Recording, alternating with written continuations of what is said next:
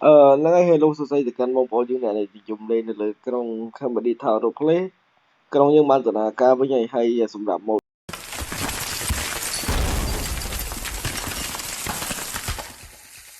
ក្រុងក៏យើងបានតម្លាក់ទៅហើយដែរអ្វីដែលគ្នាយើងពេលគ្នាយើងចូលក្រុងមកដំបូងគ្នាយើងនឹងទទួលបានតាក់សញ្ញាប័ណ្ណម៉ូតូចំនួន1ហើយនឹងមានដូចជា GPS មកមួយដែរហ្នឹងហើយគ្នាយើងនឹងទទួលបានរ៉ាឌីអូមួយទៀតសម្រាប់គ្នាយើងនៅអត់ទាន់ដឹងថាមិនបានលេងខ្ញុំងាប់ចឹងគឺគ្នាយើងអត់ទាន់បាននេះមកទិញបាយទឹកទិញអីហើយក្រុងយើងក៏មាន business លក់បាយទឹកដែរហើយបន្ទាប់ពីគ្នាយើងទិញហើយគ្នាយើងក៏ភ្លេចថានៅពេលដែលគ្នាចូលក្រុងដំបូងគឺយើងនឹងឲ្យម៉ូតូID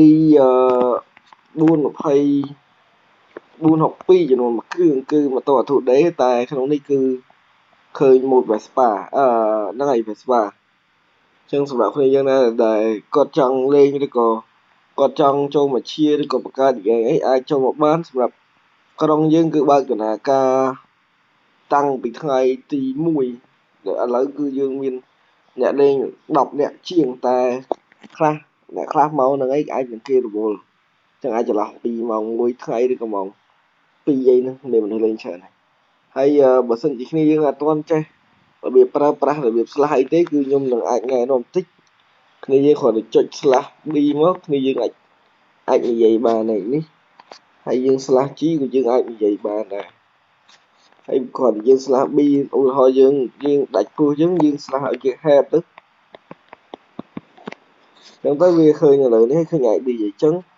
គ្នាយើងគ្រាន់ឃើញ8បើសិនជាឃើញ8យើង / តដែរឬក៏ /G ទៅហៅ8មកជួយខ្ញុំមក